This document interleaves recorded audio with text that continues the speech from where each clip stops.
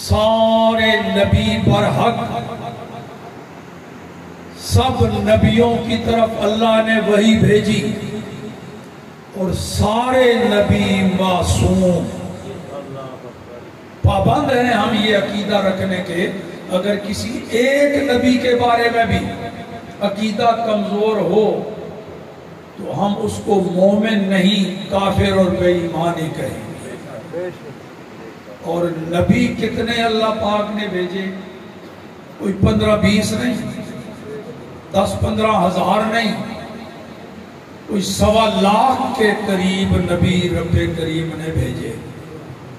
ایک روایت میں 1,24,000 آیا، اور کم و بیش بھی روایات، تو 1.25 لاکھ کے قریب اللہ نے نبی اور رسول بھیجے۔ ہر نبی سچا، ہر نبی برحق، سارے نبی معصوم، یہ ہمارا عقیدہ ہے، اور فرض ہے کہ ہم یہ عقیدہ رکھیں۔ اب جب یہ بات ہے تو کسی کے ذہن میں یہ بات جائے گی، پھر تو سارے نبی برابر ہو گئے۔ جب سارے ہی سچے ہیں، سارے ہی برحق ہیں، سب کی طرف وحی آئی، سارے ہی معصوم ہیں، سارے، تو پھر سارے برابر ہوئے۔ مگر ایسا نہیں۔ وہ گولڑا شریف سے ایک آواز آئی، عقیدہ ضرور کے رکھنا ہے، سارے نبی برحق، سارے سچے، سارے معصوم، لیکن اس کے باوجود کوئی مثل نہیں ڈھولن، ان جیسا کوئی نہیں، کوئی مثل نہیں۔ اس کا مطلب ہے فرق ہے، وہ فرق بتانا ہے، کیا فرق ہے؟ ایک فرق جی، دیکھیے اللہ پاک اپنے کسی محبوب بندے کو ولی بنا دے، ولایت عطا فرمائے، تو ولایت ایک قسم کا ہے تاج۔ تو یہ جس خوش قسمت کو اللہ پاک یہ تاج عطا فرما دے ولایت کا، وہ ولی بن گیا، تو اس کو ولایت کا تاج مل گیا۔ جس کو تاج مل جائے اس کو کہتے ہیں تاج والا۔ جس کو بھی تاج ملے اس کو کہتے ہیں تاج، مگر یہ ہماری بولی ہے، اسی کا فارسی میں ترجمہ ہے تاجدار۔ فارسی میں تاج والے کو کیا کہتے ہیں؟ تاجدار۔ تو اب جو بھی ولی ہے اسے ولایت کا تاج ملا، تو ہم اس کو کہہ سکتے ہیں تاجدار ولایت۔ سارے ولی تاجدار ولایت، ہر ولی تاجدار ولایت۔ اسی طرح نبوت بھی ایک تاج ہے جو ولایت سے بہت بلند و بالا،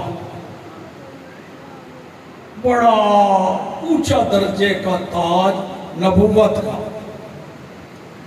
تو جس کو ولایت کا تاج مل جائے وہ تاجدار ولایت ہو گیا، تو جس کو نبوت کا تاج مل جائے وہ تاجدار نبوت ہو گیا کہ نہیں؟ ہو گیا۔ تو اب نبوت تو اللہ پاک نے 1,24,000 کو عطا فرمائی، ہر ایک کو یہ نبوت کا تاج رب کریم نے عطا فرمایا، اور سارے ہی تاجدار نبوت ہیں۔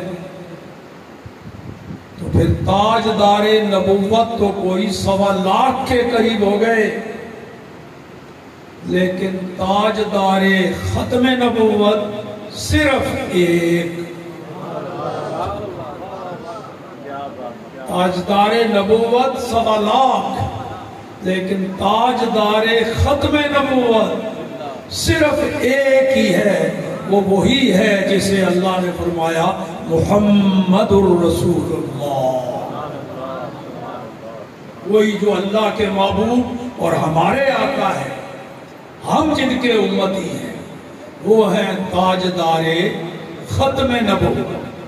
نعرہ تکبیر، نعرہ رسالت، ختم نبوت، نعرہ حیدری. تھوڑا سا نعروں کی طرف توجہ بھی کرا دوں اور اصلاح بھی. پہلی بات تو یہ یاد رکھیں کہ جب بھی نعرہ لگائیں اس دور میں، جب کہ فتنوں کا دور ہے، تو جب بھی نعرہ لگائیں اس دور میں لازم ہے اہل سنت و جماعت پر، سنیوں پر، جب بھی نعرہ لگائیں چوکا پورا. نعروں کا چوکا، اس سے زیادہ بھی بے شک لگائیں، لیکن کم از کم 4 نعرے بہرحال لگانے ہیں، اس میں کمی نہیں. اور ضروری ہے اس زمانے میں فتنوں کے دور. نعرہ تکبیر، نعرہ رسالت، نعرہ خلافت، نعرہ حیدری، یہ چاروں ضرور لگایا گیا. اس لیے کہ جو پہلا نعرہ جب لگاتے ہیں نا، نعرہ تکبیر، اس میں سارے کھرے کھوٹے سارے شامل ہو جاتے ہیں، اور اس کے بعد ہر نعرے سے کوئی نہ کوئی دوڑ جاتا ہے. نعرہ تکبیر میں سارے شامل، اور جب نعرہ رسالت لگاتے ہیں کچھ گئے، اور جب نعرہ تحقیق یا نعرہ خلافت لگاتے ہیں کچھ اور دوڑ گئے. تو رہی صحیح کسر نعرہ حیدری کہا دیتا ہے، وہ بھی گئے. باقی صرف سنی بچتے ہیں 4 نعروں کے بعد، وہ چاروں کو مانتے ہیں. اور ساتھ یہ بھی کہ جب یہ نعرہ لگائیں ختم نبوت کا، تو پھر نعرہ مکمل یوں ہے تاجدار ختم نبوت. تاجدار ختم نبوت. ایک دور تھا، ایک نعرہ سنا کرتے تھے آپ، میں بھی، تاج و تخت ختم نبوت. کیوں جی یہ نعرہ لگا کرتا تھا، تاج و تخت ختم نبوت زندہ باد. یعنی ختم نبوت کا تاج بھی زندہ باد، ختم نبوت کا تخت بھی.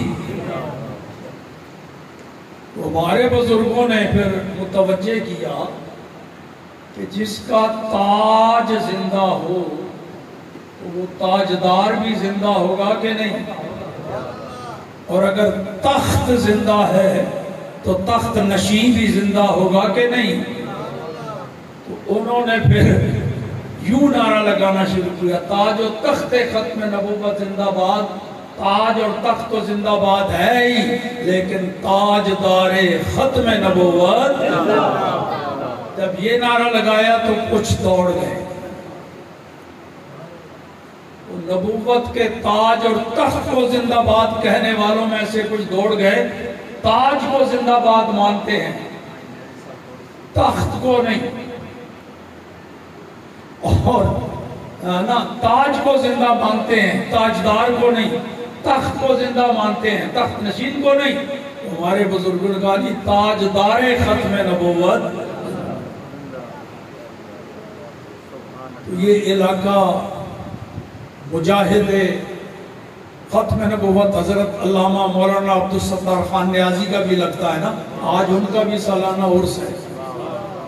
انہوں نے بھی، وہ بھی یہ نعرہ لگایا کرتے تھے تاجدار ختم نبوت، یہ زندہ باد. مگر اب تھوڑا سا کچھ عرصہ ہوا اس کے جواب میں ڈبل زندہ باد کہنے لگے. وہ میرے پیارے شاگرد نے یہ نعرہ یوں لگوایا کہ تاجدار ختم نبوت جب لگاتے ہیں تو 2 مرتبہ زندہ باد. لگا کے دکھاؤ جی مولانا. تاجدار ختم نبوت زندہ باد زندہ باد تاجدار ختم نبوت زندہ باد زندہ باد تاجدار ختم نبوت زندہ باد زندہ باد. اب باقی سارے نعرے جن کا جواب زندہ باد ہے وہ لگاتے ہیں آپ ایک ہی دفعہ زندہ باد. پاکستان زندہ باد، قائد اعظم زندہ باد، فلاں. لیکن جب یہ نعرہ لگتا ہے تو ڈبل زندہ باد، 2 مرتبہ زندہ باد. وہ کیوں؟ اس کا جواب قرآن پاک سے دے. رب کریم نے جب آدم علیہ السلام کو پیدا فرمایا، ان میں روح پھونکی، حکم دیا فرشتوں کو اسجدوا لآدم. یہ میرا نبی ہے، میں نے اس کو خلیفہ بنایا ہے، اس کی تعظیم کرو اور اس کے آگے تعظیمی سجدہ کرو. رب نے حکم دیا اسجدوا لآدم. نبی کی تعظیم کا حکم رب نے دیا، فرشتوں کو دیا، تو کیا مجال ہے جو فرشتے رب کریم کا حکم نہ مانے؟ اور حکم بھی تعظیم نبی کا. فَسَجَدَ الْمَلَائِكَةُ كُلُّهُمْ. فرشتوں نے دیر ہی نہیں لگائی، فوراً رب کے حکم پر نبی کی تعظیم بجا لائے، تعظیمی سجدہ کر دیا. اور جب سجدہ کر کے سر اٹھایا، اپنی جگہ مطمئن ہے ملائکہ، ہم نے رب کے حکم پر نبی کی تعظیم کر دی ہے، تعظیمی سجدہ کر دیا. جب سر اٹھایا جبرائیل امین سمیت، دیکھا تو ایک منحوس کھڑا ہے، اس نے نبی کی تعظیم نہیں کی، اس نے تعظیمی سجدہ نہیں کیا. قرآن پاک میں الا ابلیس، سارے ملائکہ نے سجدہ کر دیا، تعظیم بجا لائے، مگر ابلیس کھڑا ہے. تو جب فرشتوں نے دیکھا اس نے سجدہ نہیں کیا، یہ منکر ہے نبی کی تعظیم کا، اللہ نے حکم بھی دیا پھر بھی نبی کی تعظیم نہیں کی. انہوں نے پھر ایک سجدہ اور کر دیا. فرشتوں نے پہلے سجدہ کیا رب کے حکم سے تعظیم، جب دیکھا اس منحوس نے نہیں کیا تو اس کو جلانے کے لیے ایک سجدہ اور کر دیا، ڈبل سجدہ.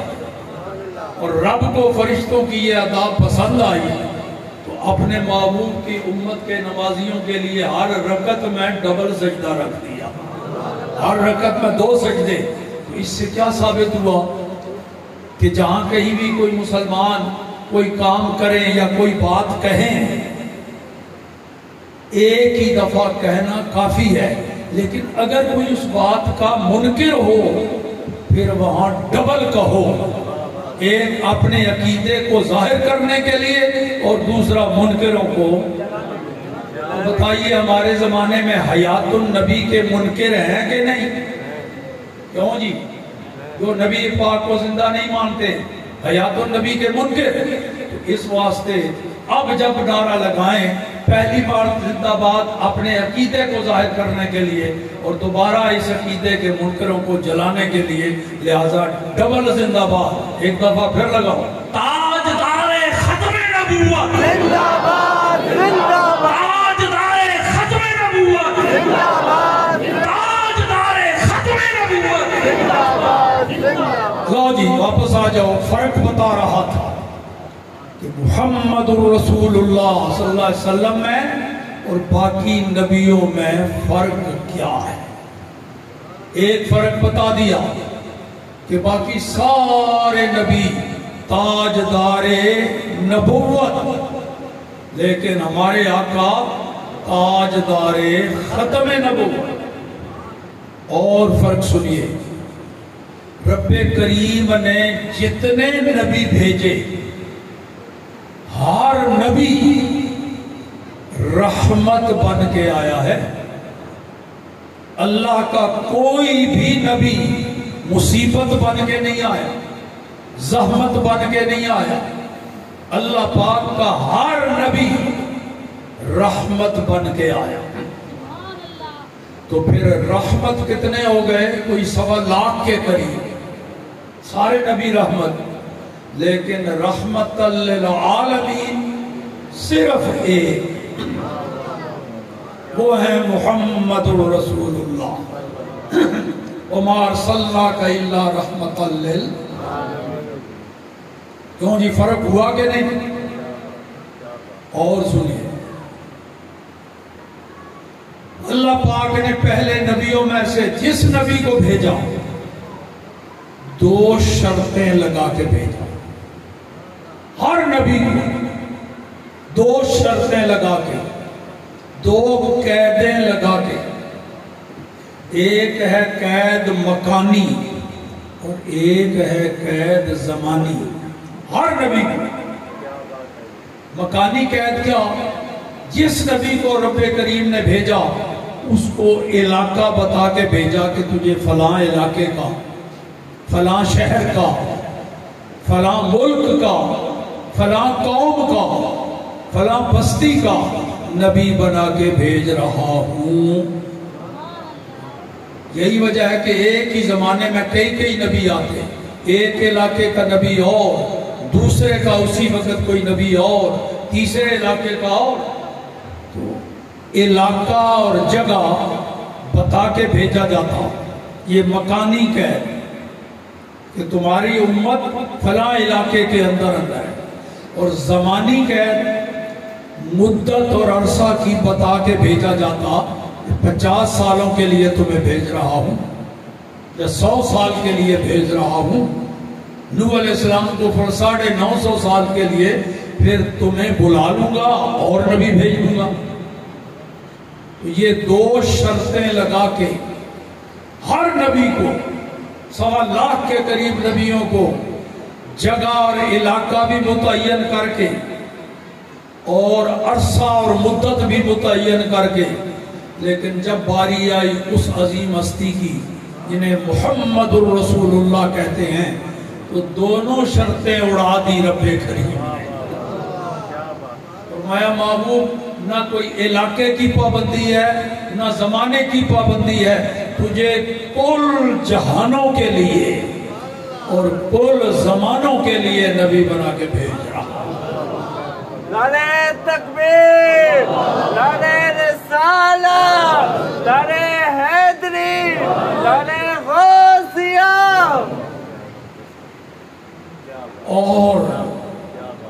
اور فرق دیکھیں، یہ جو 1.25 لاکھ کے قریب نبی میں نے بتائے،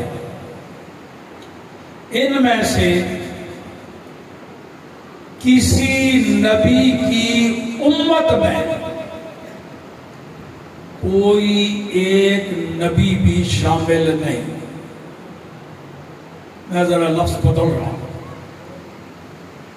پہلے جتنے نبی اللہ نے بھیجے ان میں سے کوئی ایک نبی بھی ایسا نظر نہیں آئے گا جو اپنی قوم کا تو نبی ہو لیکن اپنے سے کسی افضل نبی کا امتی بھی ہو، نبی بھی ہو امتی بھی ہو، نبی ہو اس قوم کا اور امتی ہو ذرا اپنے سے افضل نبی کا۔ ایک نبی بھی ان 1.25 لاکھ میں ایسا نظر نہیں آئے گا جو کسی دوسرے نبی کا امتی ہو۔ یہ جملہ میں پھر دہراتا ہوں دیکھنے کے لیے کہ میری بات ذہن میں بیٹھی کہ نہیں۔ یہ جب بیٹھ جائے گی ذہن میں تو پھر اگلا جملہ بولوں گا جس میں آپ کو کافی مزہ آئے گا اور انشاءاللہ ہمارے حق کا فرق بھی لگے گا۔ سنیے کیا کہہ رہا، اگر سمجھ آئے گی تو پھر آخری لفظ میرے ساتھ بول دینا ہے۔ وہ 1.25 لاکھ کے قریب نبیوں میں سے ایک نبی بھی ایسا نظر نہیں آئے گا جو کسی دوسرے نبی کا امتی ہو۔ ایک نبی بھی ایسا نظر نہیں آئے گا جو کسی دوسرے نبی کا امتی۔ اب جملہ بدلنے لگا ہوں، اب بھی بولنا جوش سے ساتھ بھی ہے لیکن ہوش کر کے۔ ان 1.25 لاکھ نبیوں میں ایک نبی بھی ایسا نہیں جو ہمارے آقا کا امتی نہ ہو، ایک بھی ایسا نہیں جو محمد رسول اللہ کا امتی۔ فرق ہوا کہ نہیں؟ ان نبیوں کی امتوں میں ایک بھی نبی نہیں، اور ہمارے آقا کی امت میں 1.25 لاکھ نبی شامل ہیں۔ کتنا بڑا فرق! اور فرق سنو، اللہ۔ اچھا، یہ وہ سامنے جو لکھا ہوا ہے شیخ سعدی العلامہ کی وہ ربائی لکھی ہے، اس میں بھی ہمارا ایک عقیدہ بیان ہو رہا ہے۔ حسنت جمیع خصالہ، حسنت جس کا معنی ہے ان کی ساری خصلتیں، ساری عادتیں، ساری ادائیں ہر اعتبار سے حسین ہیں، خوبصورت ہیں۔ اور یہ آپ نے سنا ہوگا، ایک محاورہ بنا ہوا ہے، آپ نے سنا ہوگا، کئی دفعہ بولتے بھی ہوں گے، جناب جتھے کمال ہے نال ہی کچھ نہ کچھ زوال بھی۔ کیوں جی؟ یا انج بولتے ہو، جتھے پھولو من نال کنڈے بھی ہوندے، شمع جتے ہوندی روشنی ہوندی تے نال دھواں بھی ہوتا ہے۔ ایک محاورہ بنے، عربی میں کہتے ہیں لکل کمال زوال، فارسی میں کہہ دیتے ہیں ہر کمال راز زوالے۔ تو جہاں خوبیاں ہوتی ہیں وہاں کوئی نہ کوئی نقص بھی نکل آتا ہے، کوئی نہ کوئی خامی بھی نکل آتی ہے۔ یہ مانا ہوا محاورہ ہے، ساری دنیا کی قومیں مانتی ہیں اپنے اپنے لفظوں میں کہ جہاں کمال ہو وہاں زوال بھی، جہاں خوبیاں ہوں کوئی نہ کوئی خامی بھی، مگر اس پوری کائنات میں ایک دربار ایسا بھی ہے، ایک بارگاہ ایسی بھی ہے، ایک ہستی ایسی بھی ہے جہاں کمال ہی کمال ہے، زوال کوئی نہیں، خوبیاں ہی خوبیاں ہیں، عیب کوئی نہیں۔ وہی ہے حسنت جمیع خصالہ۔ تو یہ شیخ سعدی نے اپنی طرف سے اوپر سے لیا ہے۔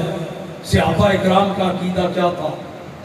حضرت حسان بن ثابت رضی اللہ تعالیٰ عنہ نبی پاک کے سامنے کھڑے ہو کے کہہ رہے ہیں خلقت مبرأ من کل عیب، یا رسول اللہ صلی اللہ علیہ وسلم، اللہ پاک نے آپ کو ہر عیب سے پاک پیدا فرمایا، پیدائشی طور پر کوئی خامی، کوئی نقص، کوئی عیب اللہ نے آپ میں رکھا ہی نہیں۔ تو اگر یہ بات حسان بن ثابت کی درست نہ ہوتی تو کیا رسول پاک سن کے چپ ہو جاتے؟ فوراً ٹوک دیتے اور اصلاح فرماتے، مگر نہیں۔ حسان بن ثابت صحابہ کے سامنے کہہ رہے ہیں، کسی صحابی نے یہ نہیں کہا، یہ کیا بات تو نے کہہ دی؟ عیب سے پاک تو صرف اللہ کی ذات ہے، تو کہہ رہا ہے کسی صحابی نے نہیں۔ لگ گیا کہ یہ اکیلے تنہا حسان بن ثابت کا عقیدہ نہیں تھا، ابو بکر و عمر عثمان و علی سب کا عقیدہ، اور رسول اللہ نے بھی منع نہیں کیا، یہ ایسا نہیں۔ لگتا ہے سرکار بھی سمجھ رہے تھے حسان سچ کہہ رہا ہے، اور اوپر سے اللہ نے بھی وہی نہیں بھیجی محبوب اس کو کہو یہ کیا کہہ رہا ہے۔ لگتا ہے رب کو بھی منظور یہی ہے اس کے محبوب کو ہر عیب سے پاک مانا جائے۔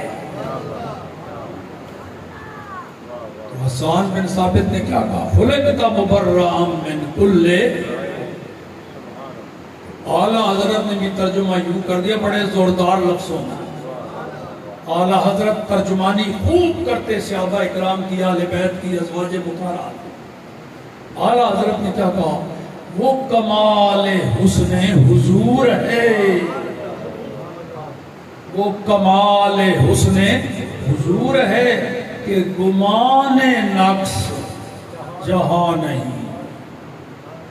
دیکھو ذرا غور کرو، یہاں ذرا نعت خواہ وہ غلطی پڑ جاتے ہیں تو معنی کدھر کا کدھر چلا جاتا ہے۔ یہ نقص کے اوپر زیر نہیں پڑنی،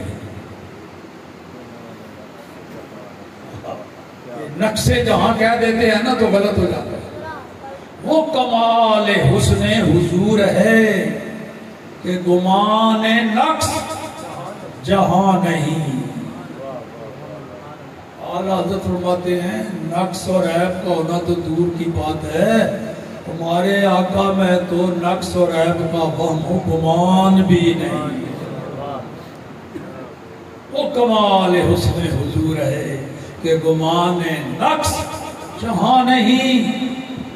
اور شیخ سعدی کی بھی ترجمانی کر گئے اعلیٰ حضرت، فرماتے ہیں تیرے تو وصف عیب تناہی سے ہے بری، حیران ہوں میرے شاہ میں کیا کیا کہوں۔ خامی ہونا تو بڑے دور کی بات ہے، اللہ نے آپ کو ہر وصف اعلیٰ دیا اور گنتی بھی نہیں ہو سکتی، کیونکہ جس شے کی گنتی ہو جائے چاہے اربوں خربوں کے بعد وہ ختم ہو گئی کہ نہیں، گنتی ہو گئی، آخری حد کو پہنچ گئے۔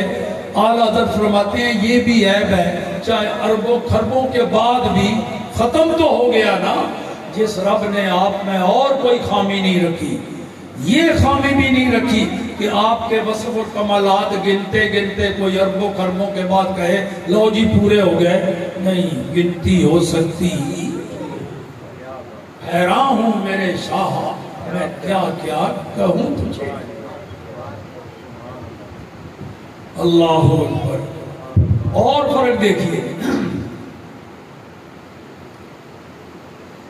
یہ عقیدہ بیان کر چکا ہوں کہ کسی نبی کی امت میں کوئی دوسرا نبی شامل نہیں ہوا، لیکن ہمارے آقا کی امت میں سارے ہی نبی داخل ہیں۔ اور یہ بات قرآن میں اللہ پاک نے بھی فرمائی، بلکہ اپنے محبوب کی زبان سے اعلان کرا دیا، محبوب اعلان کر دے قُلْ يَا أَيُّهَا النَّاسِ إِنِّي رَسُولُ اللَّهِ إِلَيْكُمْ جَمِيعًا۔ قرآن پاک محبوب اعلان کر دے اے لوگو، اے تمام انسانوں، میں تم سب کی طرف نبی بنا کے بھیجا گیا ہوں۔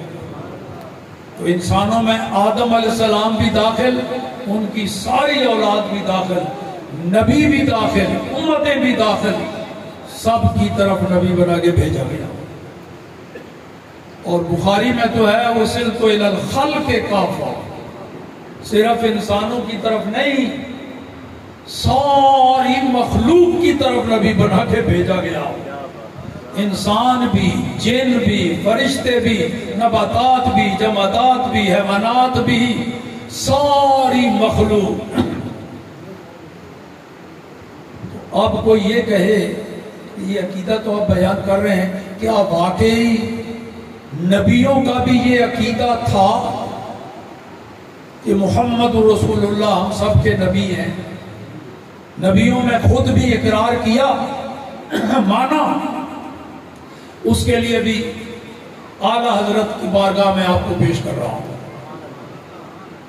اعلیٰ حضرت، ادب تو کوئی اعلیٰ حضرت سے سیکھے، کتنا ادب و احترام، اپنے آقا کی شان بھی ٹکا کے بیان کرتے ہیں، مگر نبیوں کی، باقی نبیوں کی شان میں بھی کمی نہیں آنے دیتے۔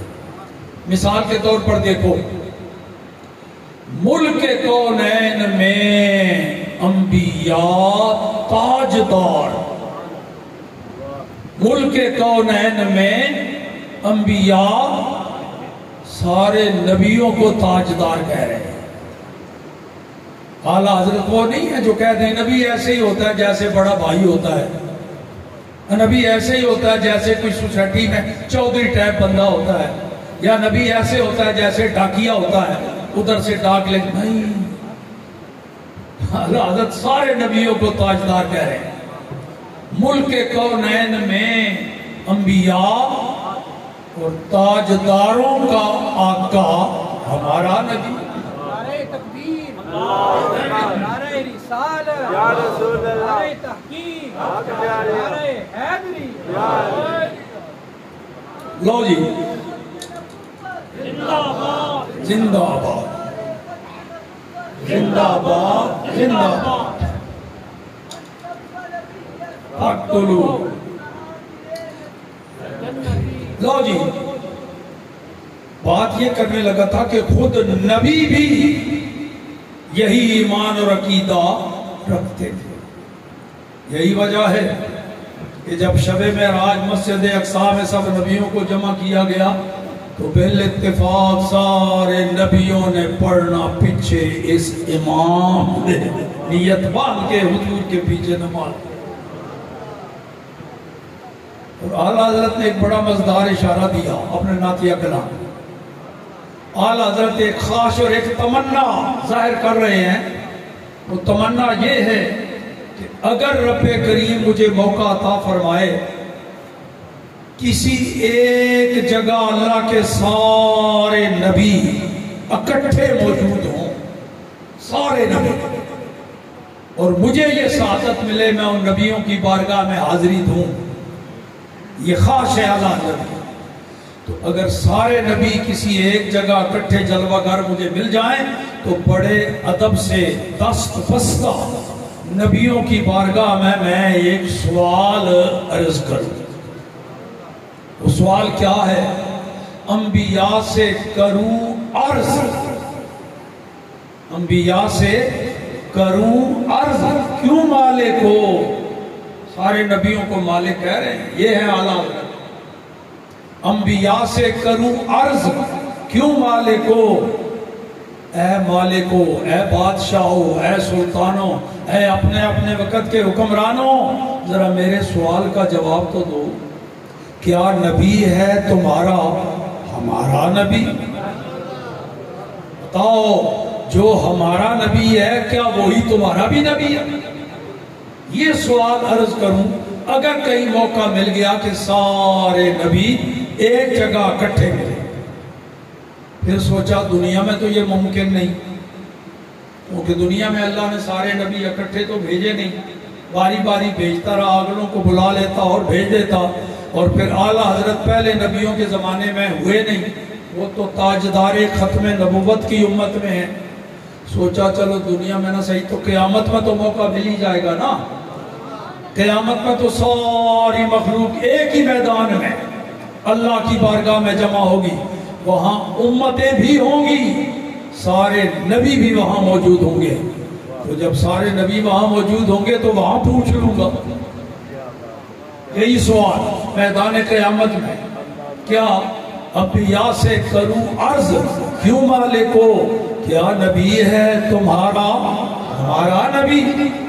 تو اعلیٰ حضرت فرماتے ہیں ابھی یہ سوال جواب ہوا تو ہوگا تو قیامت میں نا، لیکن نبی پاک کی برکت سے مجھے یہاں معلوم ہے کہ نبیوں نے جواب کیا دینا ہے۔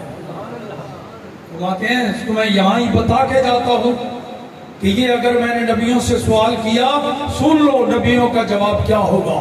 کیا جواب ہوگا؟